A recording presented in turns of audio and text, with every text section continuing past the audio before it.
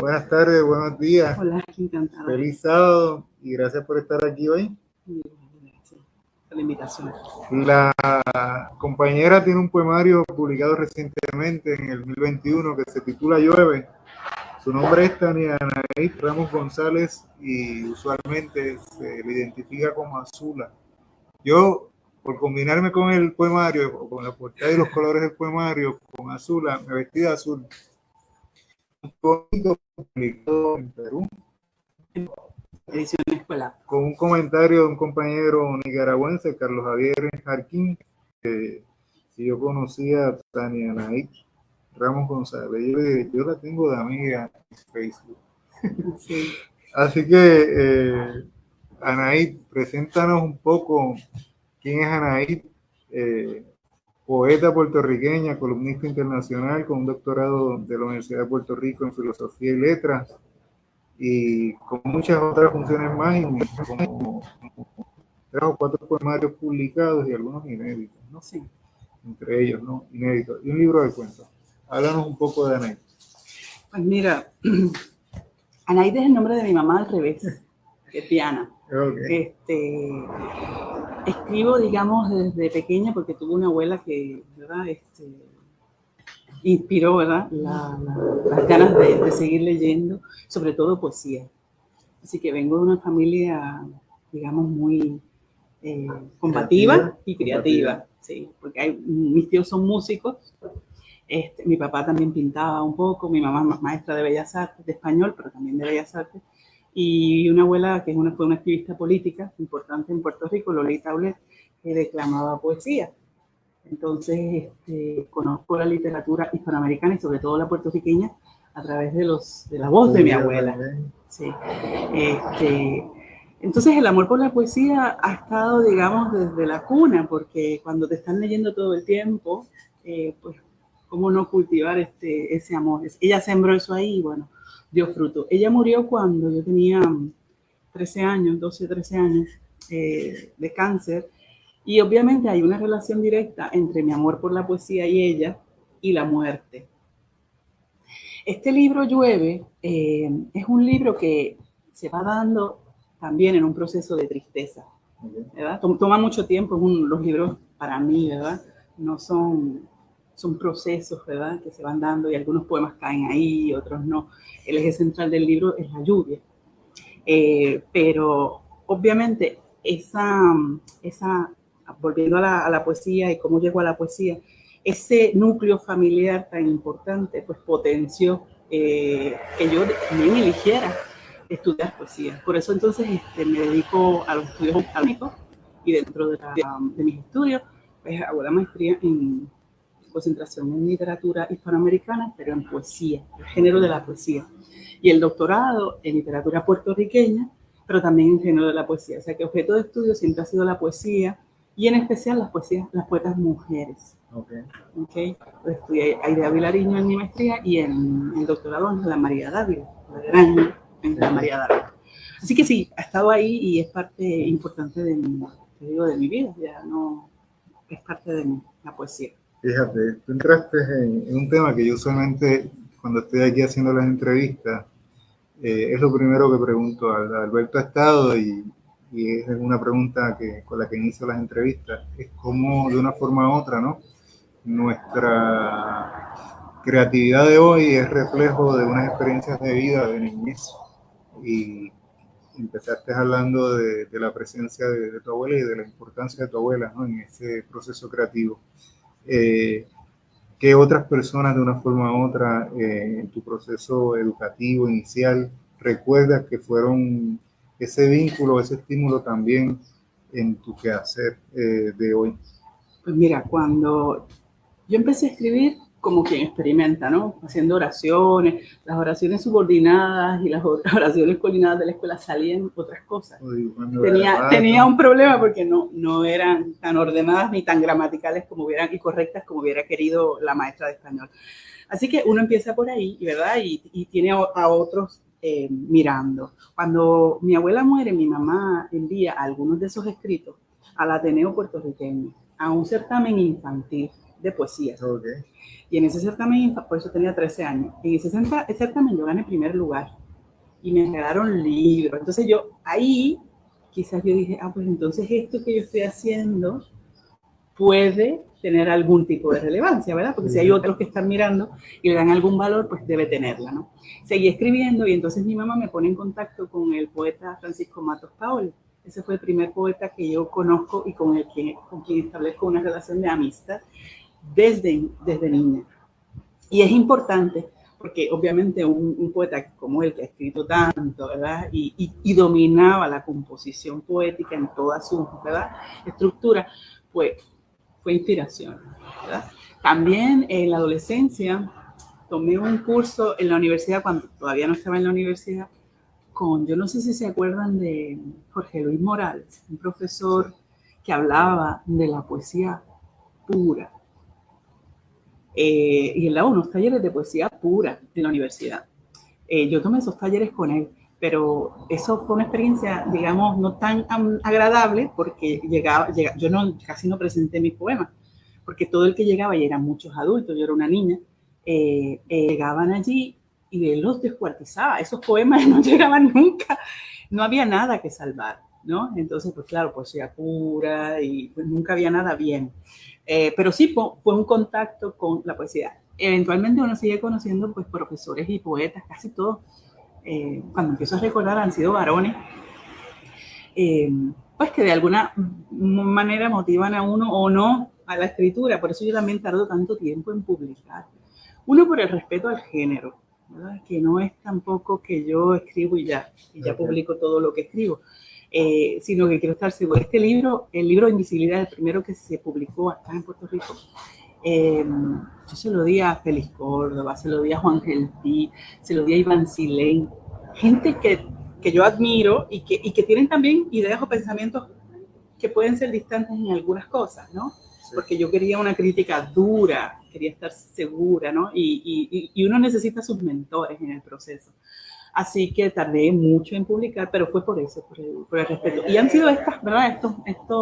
Estos escritores los que de alguna manera, pues, y claro, los poetas también que mi abuela me dejó, porque cuando mi abuela muere, me deja un cassette y ella declamando los escritores favoritos de ella de Puerto Rico y de Hispanoamérica. Okay. Entonces, pues Trina Padilla de Sanz, o sea, hay poetas, Luis Llorén Torres, hay poetas que están ahí. Amado Nervo, tal cuantos más por ahí, ¿no? Mira, tengo que hacer unos anuncios de gratitud a los que nos están apoyando. 2020 para verte mejor es una colección de 40 fotografías acompañadas por microcuentos de José Ravelo. Las imágenes y los textos capturan la esencia mitológica, histórica y social del año de la pandemia. Está disponible en Casa Norberto, Librería La Mágica, Librería Laberinto, editorialislanegra.com o directo con el autor por el mensaje de texto 787-692-0637. El libro Los que me hicieron mi cuna, segunda edición 2022 de Lucía Margarita Cruz Rivera. Esta edición es aumentada y comentada, incluye estudios sobre la obra, disponible en amazon.com y en Casa Norberto. Los libros Mi cuerpo grita tu nombre y Bajo la sombra de Milán Milán, de la autora Lala González Rodríguez, se encuentran disponibles en Amazon y tazas y portadas en hormigueros. Les invitamos a la presentación del libro Marcio Veloz Mariolo y el mestizaje en el Caribe hispano de Carmen Centeno Añez el 23 de marzo del 2023 a las 11:30 de la mañana en el anfiteatro número 612 de la UPR de Bayamón. La presentación estará a cargo del doctor Raúl Guadalupe de Jesús y el doctor José A. Rodríguez Valentín.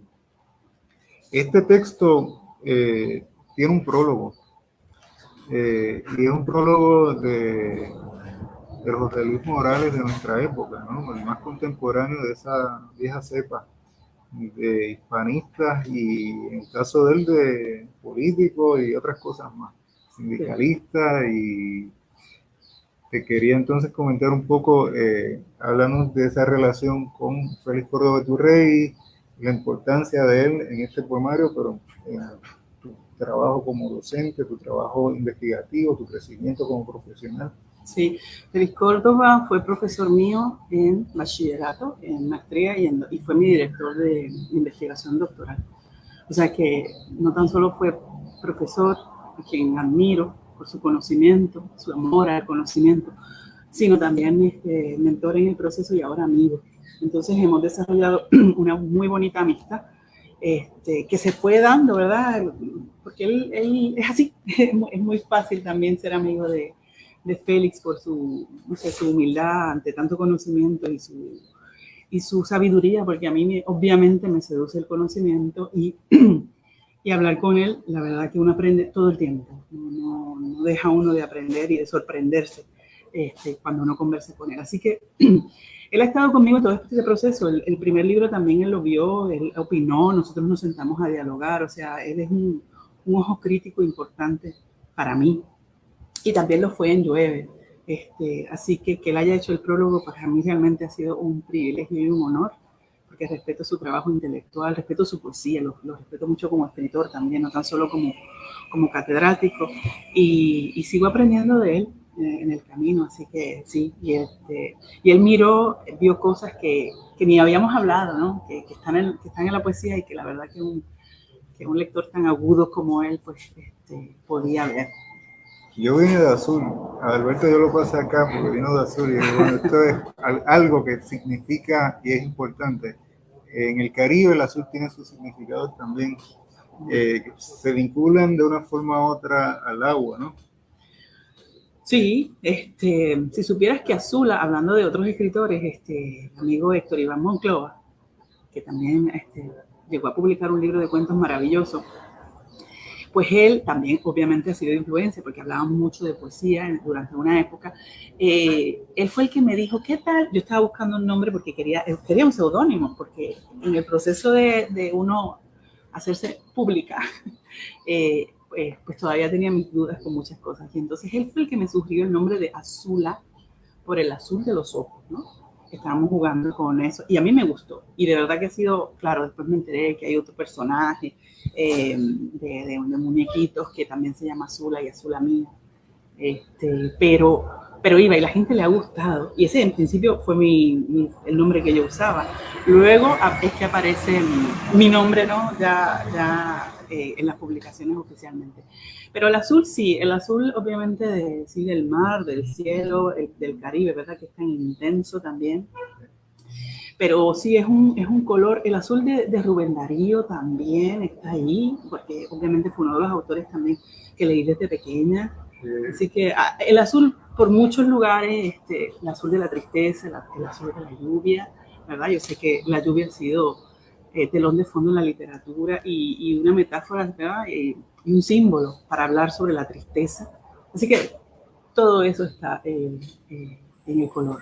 Está dedicado a un antropólogo, te está entrevistando un antropólogo. El antropólogo fue amigo mío, fue profesor aquí en la Universidad de Puerto Rico. No sé si mucha gente a lo mejor lo conocerá, lo conoció, se llamaba Walter Quinteros Salazar, un hombre muy sabio también, y de los primeros profesores que me dijo, yo voy a costear la publicación de tu libro, publica ya.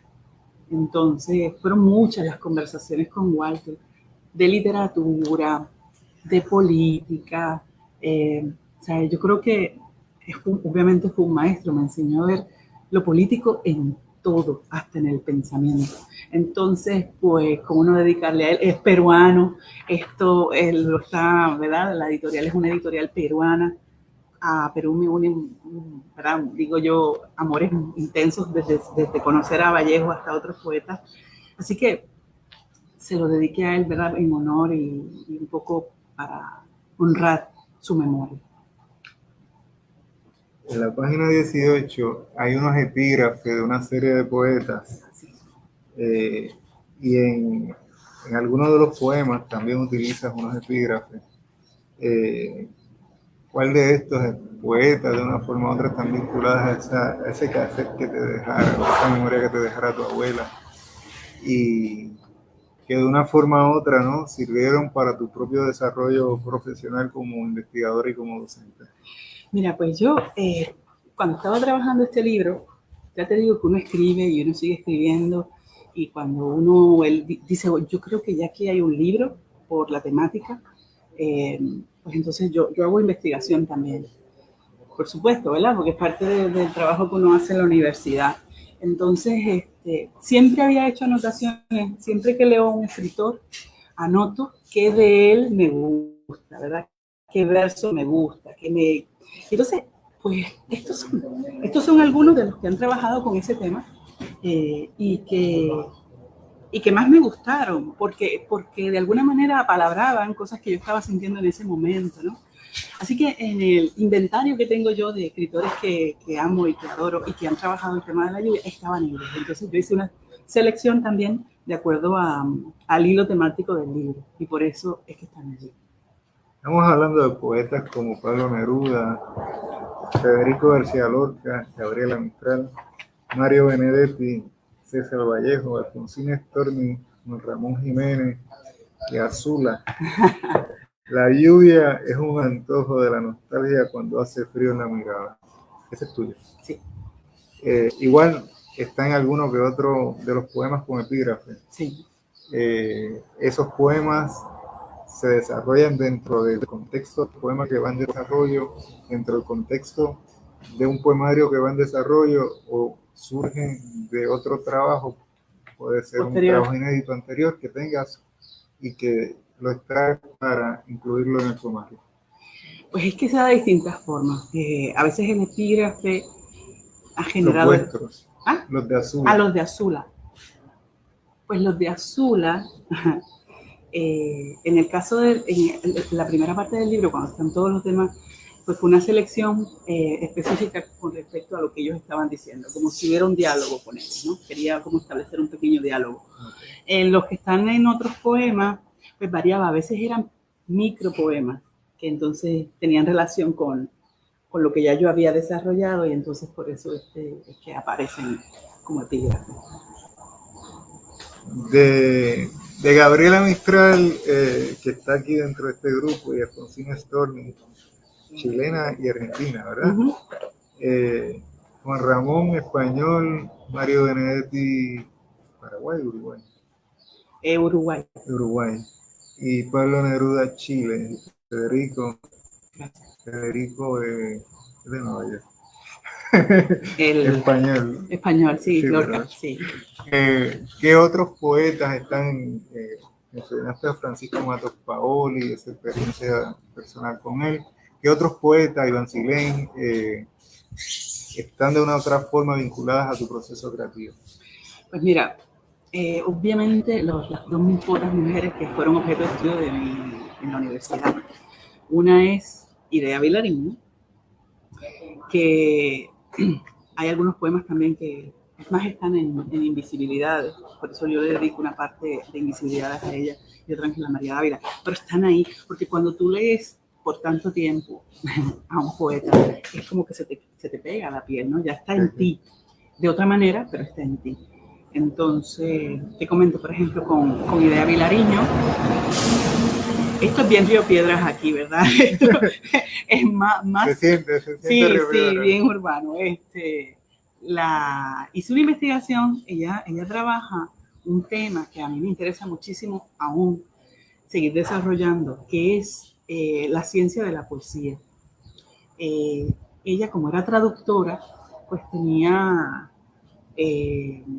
buscaba mucho sobre teoría poética, y en ese camino encontró a un teórico importante rumano-francés que se llama Pius Servien Copulescu, que él tiene varios libros, uno de ciencia de la poesía, matemática de la poesía y varios. Entonces ella utiliza mucha de la teoría de él para desarrollar lo que ella luego en otros ensayos posteriores le llama, en unos la masa sonora del poema y en otra los grupos simétricos de poesía, que ella, sobre todas las cosas, está el ritmo, ¿verdad? Le da prioridad al ritmo, y luego hasta la entrevisté y entendí por qué, y la verdad que sí, que el ritmo es fundamental, si no lo más importante de la poesía. No que los sentidos y los significados no lo sean, pero es bien importante, porque de ahí deviene también que tú puedas entender o no, y que tú puedas puede haber sentido. Entonces, pues ella crea estos grupos simétricos a partir de esa teorización de este hombre y utiliza a los poetas más musicales, Julio Religiosi, Rubén Darío, está Delmira Agustini. Entonces, ella trabaja con cuáles son las acentuaciones internas que tiene cada verso y de ahí deriva números que luego se establecen unos patrones numéricos súper interesantes, de ahí lo de la matemática de la poesía. Y luego a eso, ella también deriva significado. O sea, ¿por qué esas acentuaciones están ahí, ¿verdad? Esas respiraciones que nosotros no nos damos cuenta? Es un proceso inconsciente en la poesía. Para estudiarlo a mí me parece fascinante. Entonces yo hice eso con su poesía, a ver si era verdad. Porque tú sabes que la duda siempre en medio de la investigación, así que mi hipótesis era, primero que uno de los temas principales, no el más importante, pero uno de los más trabajados por ella en su poesía es la muerte. Entonces era la idea de muerte en su poesía y cómo a través de esas reiteraciones y esas repeticiones rítmicas dentro de su poesía, sí ella estaba de alguna manera enfatizando su idea, la idea que ella tenía de la muerte. Y sí, funcionó. Así que obviamente Idea Vilariño está, cuando yo voy a trabajar un poema o voy a pensarlo, a ponderar qué pongo, qué quito, ella está ese proceso en el que yo me vi para poder entender el ritmo de su poesía. Yo tengo poemas que yo trabajo, por ejemplo, vocales nada más, pero el lector no se tiene que dar cuenta, ¿no? ¿Por qué? Porque yo quiero generar ese sonido, porque ese sonido me genera a mí una sensación que yo quiero provocar, ¿ves? Y debajo, pues claro que están los sentidos, eso es lo primero que salta a la vista. Pero está ese trabajo, eso es posterior. Sale el poema, uno lo trabaja y yo voy jugando con eso. Así que esa poeta es bien importante en mi vida. Y por supuesto, Ángela María Dávila. Yo creo que es una poeta que tenemos que seguir leyendo, no tan solo en Puerto Rico, sino en todo el mundo. Es una poeta grandiosa, con una propuesta estética también hermosísima. Yo me identifico como poeta mujer con ella. Me sorprende, ¿verdad? Eso. Ella escribió 3 libros, porque uno fue con José María Lima, pero extraordinario. Entonces yo trabajé con ella el espacio amoroso. Y bueno, obviamente también está. Hay ciertos desgarres, ¿verdad? Con los que uno se identifica, ciertas lecturas también, con las que uno se identifica, que también están inevitablemente en la poesía que uno escribe. Otra de las preguntas que suelo hacer está relacionada con el proceso creativo y el reconocimiento que te da la comunidad. En la Feria del Libro en México, ¿no? Sí, en la FIL de Guadalajara. Y es un libro premiado por el Instituto de Literatura, o el PEN. 2022. Ajá, ahora tuvo mención honorífica. ¿Cómo después de tanta espera para producir el libro, publicarlo, luego de tanta formación previa para comenzar a publicar, ¿cómo te sientes, no? Luego de que lo haces y tienes esas oportunidades de participar de la feria, una de las ferias más importantes, con un libro propio publicado en Perú, en tu país, Puerto Rico, tu segundo poemario, ¿no? Publicado, sí. Y también el reconocimiento de tus pares escritores y poetas, sobre todo por ser el jurado de poetas, al premiarte. Pues mira, cuando uno escribe, nunca está pensando en el reconocimiento de nada, la verdad. Obviamente me da muchísima felicidad el que hayan otros que lo lean, siquiera que lo lean, ¿no? Porque el trabajo, yo creo que de un escritor siempre es la apuesta a que exista un lector. Entonces, el hecho de que alguien más lo lea y se identifique, ¿verdad? O le guste algo, ya para mí, con eso es suficiente. Es una lucha que tenemos todos los escritores, yo creo. Yo también doy clases, soy profesora y he visto cómo ha habido una merma sobre todo en el léxico de los estudiantes, ¿verdad? Y tiene que ver con la falta de lectura, o porque se lee mucho, pero se lee mucha tontería, ¿no? Entonces, realmente yo escribo porque hay una necesidad, ¿verdad? Para mí ya es como una parte, es una costumbre, es una parte de mi vida importante que me vincula con el amor y con la muerte. Entonces yo no puedo dejar de escribir, es que no puedo. Entonces, publicar, pues, obviamente es importante. Una de las personas que me dijo publica y sigue publicando fue Félix Córdoba también. Tienes que publicar. ¿Por qué? Me dice él. Porque lo importante, tú quizás no lo vas a ver, porque son otras generaciones las que van a dar cuenta, como ha pasado, ¿verdad? Nosotros leemos a estos, entendemos que hay grandes escritores o no, por lo que han dejado. Entonces, a veces uno no está en la generación que va a mirar o que va a atender, ¿verdad?, lo que uno está diciendo allí. Entonces, lo importante es el trabajo. Y pues eso. Cuando hay estos otros asuntos, pues que obviamente lo agradezco y me da mucha alegría, pero también me reta, porque entonces, ¿qué es lo próximo, no? ¿Qué es lo próximo que viene? Pero realmente yo sigo escribiendo. Luego lo que suceda, pues más bien azaroso, porque aquí hay muchos escritores buenísimos y ojalá que todos tengamos la oportunidad también de que nos lean, que es lo importante. Sí. Yo siempre digo, Puerto Rico es un país que tiene muchos poetas y no se suelen leer entre sí. Sin embargo, yo creo que la propia producción de la literatura y de la poesía como parte de esa literatura que se da en el país, me dice o nos debe decir que sí hay lectores de poesía y que hay un público que los lee, porque si uno hace una búsqueda dentro de la biblioteca, si por algo resalta el escritor puertorriqueño es por ser poeta, es de lo más que escribe, ¿no? El género que más se produce, yo creo que en el país.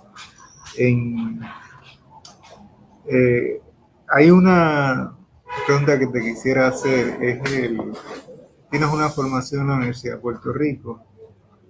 ¿Cuán importante ha sido la Universidad de Puerto Rico en tu desarrollo profesional, en tu vínculo con el proceso creativo y cómo de una forma u otra está presente en tu propia literatura? Qué buena pregunta. Mira, partiendo del amor al conocimiento, ¿verdad? Yo siempre he querido conocer. Yo sé que no hay que tener un doctorado para escribir, eso lo tengo muy claro. Lo que pasa es que yo quería tener la disciplina también, ¿verdad?, de mirar textos que quizás sola no iba a mirar, ¿verdad? Entonces pues, los estudios en la universidad pues te dan como un camino que es importante. Y ese camino yo lo quería recorrer. Yo soy la primera en mi familia de llegar, no de llegar a la universidad, sino de terminar un grado doctoral. Entonces yo sí quería hacerlo porque, pues, por ese amor al conocimiento, a los saberes, y además esa variedad. Yo pude combinar, yo vengo también de la danza, del baile, y pude también tomar clases de danza. O sea, yo pude combinar y hacer estudios un poco interdisciplinarios en el camino. Hay grandes profesores y escritores en la universidad a los que yo podía tener acceso. Entonces, y oportunidades de viaje. O sea, en la maestría, la investigación, yo tuve becas todo el tiempo en mi estudio graduado, y yo pude ir a Uruguay porque la universidad me pagó, ¿verdad? Para yo poder terminar la investigación. O sea que la universidad a mí me ha dado mucho. Yo sí creo en la educación formal. Me parece que es importante, del que pueda y el que quiera, porque ahora está tan costosa que vamos a ver, ¿verdad? Sigue siendo un derecho, no un privilegio. Pero sí, yo creo en la educación y he creído siempre en la educación de la Universidad de Puerto Rico, la Universidad del Estado. Así que por eso debí todo lo más que pude. Hay mucho del trabajo que uno hace que también es individual en el camino. Pero tuve buenos maestros, yo no me quejo de la universidad.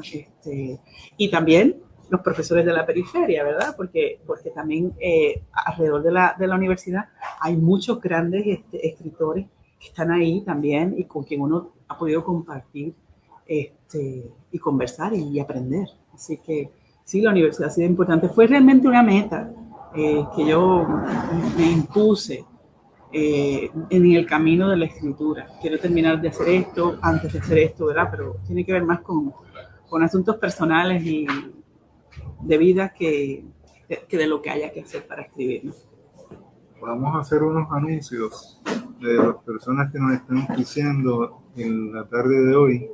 Laureano Roundhill Dry Cleaner, servicios de lavado y planchado de ropa, localizados en Trujillo Alto, contacto 787-760-9430. Gracias a la aportación de Luis Antonio Laro Rodríguez, puedes conseguir sus libros Amor de Superhéroe, Poemas para Salvar el Amor 2016, Entre la Sombra y el Albedo 1996 y Versos Clandestinos 2001. También consigue el libro Avelina, un nombre con historia de la escritora Rosario Méndez Paneda, biografía novelada de una esclavizada sangermeña que participó en el Grito de Lares, disponible en la librería Laberinto, Casa Norberto, EDP University y Amazon. En este anuncio me recordé de esta compañera escritora que también escribe cuentos y que trabajó en su tesis doctoral la literatura de Mayra Santofebre y Rosario Ferré, que terminó viviendo en Puerto Rico. Ella es de origen española, es profesora en San Germán y ella había hecho su tesis, había escrito sobre otros escritores, había escrito sobre escritores puertorriqueños y no se había puesto a escribir y de momento se puso a escribir y le ha ido bien escribiendo. ¿Cómo se da ese tránsito entre una escritora de tesis, maestría, doctorado, una escritora de ensayos, de publicaciones, al tránsito a la escritura de la poesía, pero por lo que hemos hablado, comenzaste como poeta? Sí. ¿Cómo entonces, de una forma u otra, leer, hacer investigación como en tu desarrollo profesional como para docente, para estudios hispánicos, para obtener un grado, te sirvió, fuera de lo que ya me dijiste de ciencia, de la poesía, el estudio de la poesía como una ciencia, ¿no? ¿Te haya servido como para nutrir tu propio trabajo creativo? Pues mira, poético. La lectura siempre para mí es una provocación a la escritura, toda lectura, independientemente.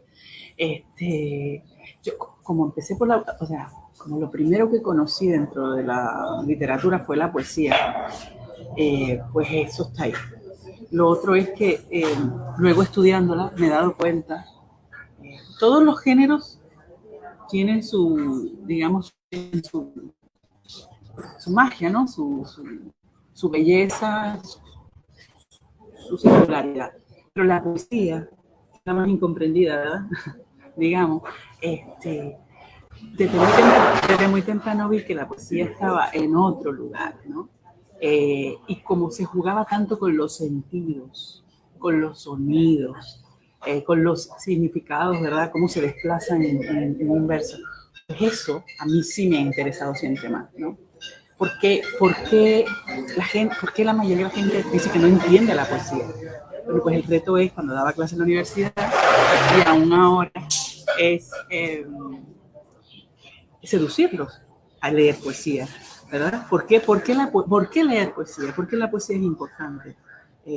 ¿Por qué todavía escribimos poesía? A pesar de que es la menos que se vende, y eso está estadísticamente probado, ¿no? Entonces, el amor que yo tengo por ese género, que me parece extraordinario, cada vez que me enfrento a un poeta que me sorprende, me maravilla y me mueve el piso, ¿no? Eso es lo que yo quisiera transmitir cuando enseño. Y obviamente eso me lo da, sobre todo los géneros, me lo da la poesía. El cuento también me gusta, sobre todo los cuentos breves. Por eso, en algún momento voy a publicar un libro. Hay un libro de cuentos y un libro de microcuentos, pero los micro me gustan porque se acercan más a la poesía, ¿verdad? Decía el profesor Eduardo Forastieri en un curso de Góngora, cuando hablábamos era de Góngora y también hablaban de Quevedo, culturalismo y el culturalismo y el conceptismo. Él decía, la poesía, el acumen, allá arriba, y luego todo lo demás. Y yo le creo. Yo le creo. Nada más el tiempo que estudia, todavía uno sigue estudiando y se maravilla. Es como que es como un camino que no termina, ¿no? ¿Verdad? El de entender uno la poesía y el de seguir jugando con esos sentidos. Así que, pues sí, prefiero la poesía y por sobre todos los géneros literarios, no que no me gusten los otros, me encantan también, pero siempre prefiero a la hora de escribir, se manifiesta mejor, digamos, lo que quiero decir a través de la poesía. Hablaste de los microcuentos, que tiene un libro de microcuentos Sí. pendiente de publicar. Micropoesía, háblanos un poco. Pues mira, el libro Invisibilidades tiene una primera parte que realmente es micropoesía. Y de Avilariño, su último libro que se titula No, es un libro de micropoesía. Lo que pasa es que no se le ha llamado así, ¿verdad?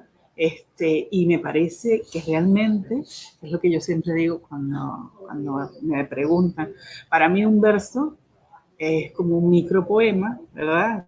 Contenido, ¿no? Yo soy de utilizar mucho la metáfora. La poesía quizás en algún otro momento me mueva hacia otro lugar, pero para mí, para mí es importante trabajar la metáfora, sobre todo las figuras retóricas. Y un micropoema pues tiene eso. Entonces pues hay en ese libro Invisibilidad, en esta primera parte, pues hay poemas, perdón, que son de un verso, dos versos lo más, hasta tres versos. Entonces sí, porque decir mucho en poco espacio para mí es un reto como escritora y me encanta. Y de verdad que hay mucha gente que cuando los lee, pues también, o sea, les resuena y se quedan ahí. Yo creo que es parte del juego semántico, polisemántico que uno tiene cuando uno escribe. Yo estuve entrevistando aquí a Carlos Roberto Gómez, de Isla Negra, y el texto todavía no lo tenía disponible impreso, me lo envió en PDF. Yo lo leía, recitaba algunos de sus poemas en el celular. Según se visualizaba en el celular, yo le digo después, parecen microcuentos, micropoemas, Ok. o no parecen poemas. Y si eso era una novedad que nos traía en ese poemario, eh, ¿cómo diferencias que estás haciendo un poema, que estás haciendo un micropoema, que estás haciendo un microcuento? Bueno, el cuento se plantea otras cosas, no va al lugar, o sea, la poesía va a otro lugar. El cuento tiene ciertas estructuras que yo no puedo violentar, por lo menos yo, porque tiene que haber alguien, le pasa algo en algún lugar, ¿no? Entonces, pues se juega. Y ese micro relato, que está condensado, ¿verdad? Porque va a tener ciertos elementos, sobre todo la elipsis, que está mucho en la poesía. La poesía tiene mucha elipsis, el microcuento también. Pero son propósitos distintos. Yo cuando me siento a escribir, es que son voces distintas dentro de uno. ¿Por qué? Por el propósito y por la estructura que tiene ya el cuento. La poesía realmente puede ir a cualquier lugar. Sabemos que la poesía, los orígenes de la poesía, pues era narrar también, ¿verdad? Aquí están nuestros poemas épicos, cantares de gesta, que hemos, ¿verdad?, heredado de la literatura española.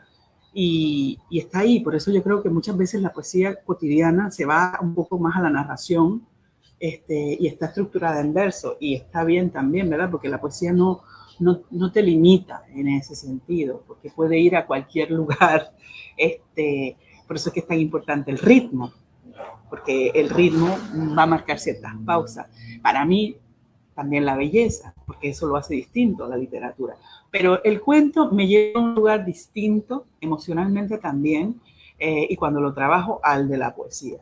Por eso cuando empiezo a escribir un poema, es que yo me doy cuenta y divido, porque de verdad son distintos. Ahora, en el micropoema, es que sigue siendo un poema. Lo que pasa es que es exageradamente breve. Entonces no lo estoy pensando después, o sea, no lo etiqueto, simplemente dejo que la escritura salga y ya luego cuando tenga que trabajar y construir, pues entonces los ubico. ¿Te ha pasado que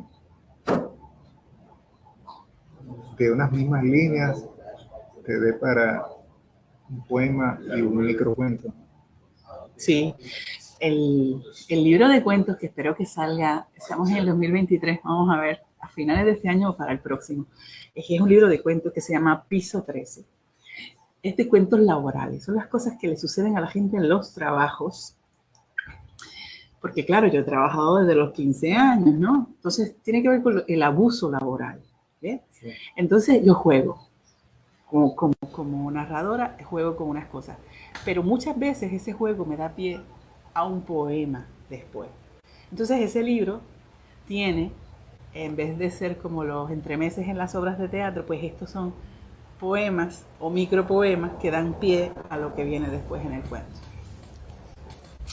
Dicen que de poetas y locos todos tenemos un poco. La locura tiene forma de palabras y su cuerpo es la escritura. Si fuera a escoger 5 poemas, ¿cuáles serían? ¿Cuáles nos vas a leer? ¿Cuáles voy a leer? A ver, no sé, el poemario está pensado.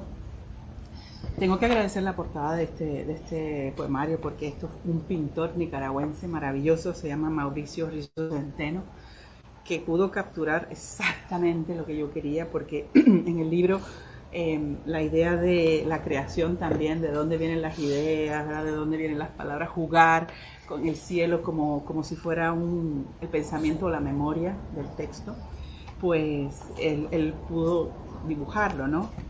Y obviamente a Carlos Jarquín por la contraportada. Pues mira, el libro está concebido, excepto el primer poema, que es la pregunta, ¿verdad? Son pequeños poemas como si fueran esferas, ¿verdad? De aguas congeladas, gotas de agua que se van entrando en contacto con el vapor de la poesía o de la escritura. Entonces, van creciendo hasta que llega el último poema. Esto sucede en este libro. El último poema es como no es el resumen, pero es como que lo abarca todo lo que se ha dicho de alguna manera antes, ¿no? Y entonces, de hecho, el último poema fue escrito prácticamente antes que todos los demás, en ese orden, ¿no? Fue al revés. Pues no sé qué decirte. Quizás te pueda leer, todos tienen que ver con la lluvia, por supuesto. Quizás el primero, uno en el medio y el último, para que se vea un poco así el resultado ¿te parece? ¿Sí? Bueno, este se titula ¿De dónde? Y dice así: ¿de dónde? Esta atracción por el silencio y la lluvia, por el estallido mutilante de la quietud, por las palabras que murmuran latitudes y descifran latidos en medio de la sombra. ¿Acaso el océano conspira a ser voz en el labio del agua? ¿Acaso la oscuridad del silencio es palabra en el verso de la lluvia? No importa que la metáfora se repita en su infinita hambre de ser algún día luz. No importa que se echen a rodar en el tiempo las palabras no leídas, mientras allá afuera se museifican individuos y poderes. Acá solo hay silencio y lluvia en mi poesía, sin saber si a alguien le importa, sin saber si alguien entiende. Sé que en este aquí se me va la vida. Hay otra que se llama, no que tenga que ver en el centro, ¿verdad? Con la lluvia exactamente.